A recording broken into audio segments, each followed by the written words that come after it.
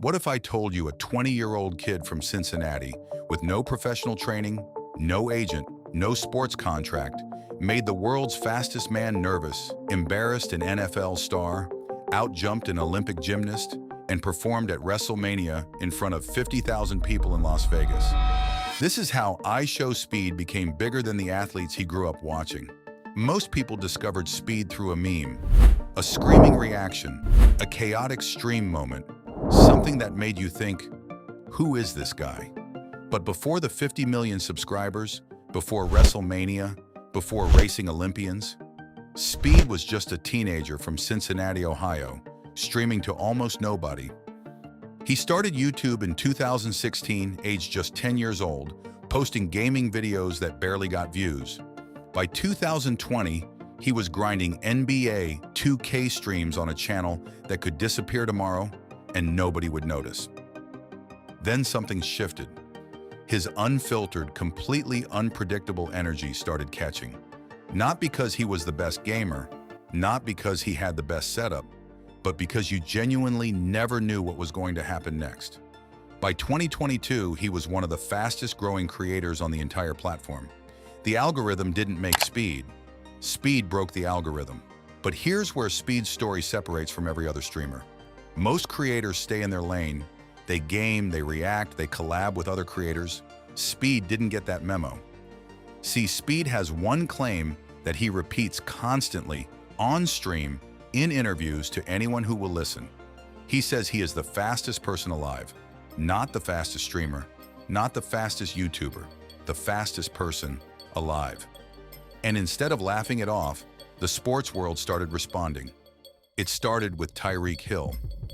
For context, Tyreek Hill is one of the fastest players in NFL history, a man who reaches 23 miles per hour on a football field, a professional athlete whose entire career is built on speed.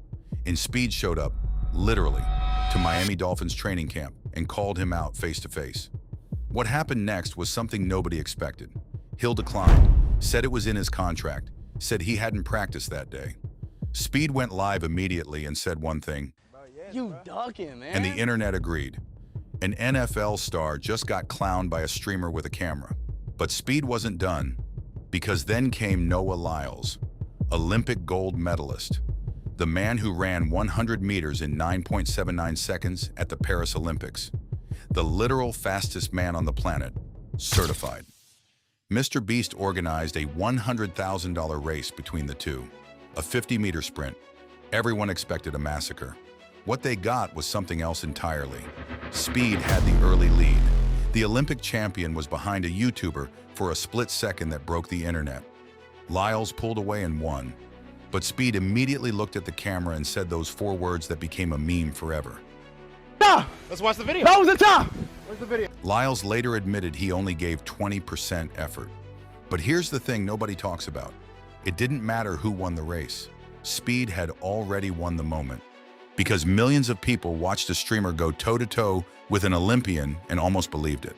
Then came the moment that genuinely shocked the gymnastics world.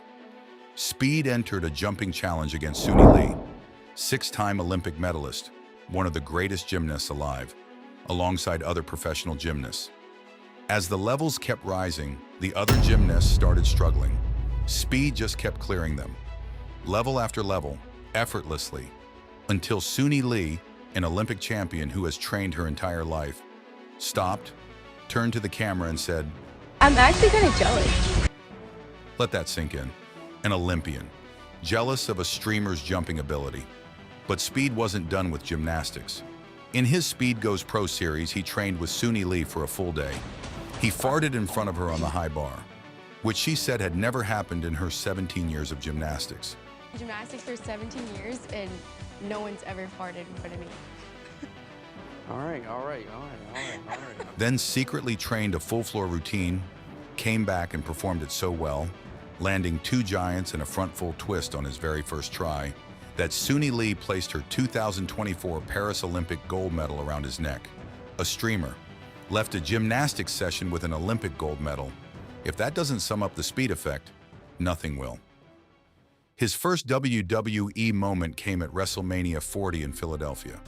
He showed up disguised as a prime bottle during Logan Paul's championship match. Randy Orton spotted him and hit him with an RKO onto the commentary table in front of tens of thousands of people. A moment so chaotic, so perfectly Speed, that it went viral before the match even ended. Then in February 2025 at the Royal Rumble, Speed didn't just attend, he competed. Entered the ring as a surprise replacement, actually eliminated a professional wrestler, before getting absolutely destroyed by Braun Breaker's spear. He left with injuries. He told his viewers he genuinely thought he was going to die. And the clip of that spear became one of the most watched WWE moments of the entire event. But nothing prepared anyone for what happened next. April 18th, 2026, WrestleMania 42, Las Vegas, Allegiant Stadium, 50,000 people. Speed walked out under the WrestleMania lights as an actual competitor. Not a guest, not a surprise appearance. A legitimate match. Alongside Logan Paul against the Usos and LA Knight. The Usos immediately super kicked Paul and Theory out of the ring, leaving Speed completely alone to face LA Knight, one of WWE's most popular superstars, in front of the entire WrestleMania crowd. And Speed didn't freeze. He hit a backflip off the top rope. He slammed Knight to the mat. The crowd went absolutely insane. They lost the match. But then came the moment nobody expected. Logan Paul, Speed's own teammate, turned on him after the bell. In front of 50,000 people, Paul attacked Speed. And what did Speed do? He climbed to the top rope, launched himself into the air, and put Logan Paul through the commentary table with a frog splash that broke the internet within minutes. Speed lost his first WrestleMania match, but he got the loudest moment of the entire night. Because that's what Speed does. He doesn't need to win to steal the show. So the real question is, how does this happen? How does a kid with a camera end up racing Olympians and wrestling at WrestleMania while actual professional athletes with years of training watch from the sidelines?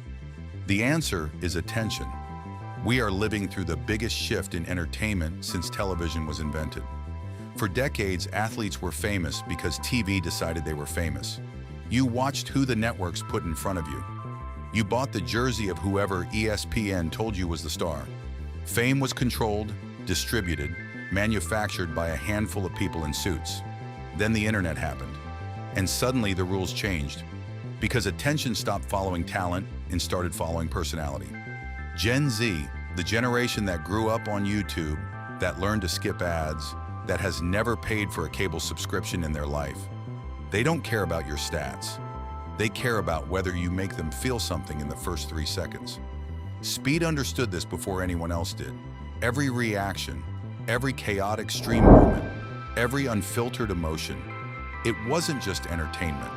It was a magnet for attention. And in 2024 and 2025, attention became the most valuable currency on earth. Think about this. Tyreek Hill has been one of the most electrifying NFL players of the last decade. But the moment most people under 25 know him for? Getting called out by a streamer. Noah Lyles won Olympic gold in Paris. But the clip that got 1 billion impressions on social media? Racing a YouTuber. Suni Lee is a 6-time Olympic medalist. But the moment that went viral in October 2025, admitting she was jealous of a streamer's jump. WWE has been around for over 40 years. But the moment that got non-wrestling fans talking in 2026, Speed putting Logan Paul through a table at WrestleMania. Speed didn't invade the sports world. The sports world invited him in. Because they understood something important. He brings an audience that no athlete, no league, no broadcaster can reach on their own.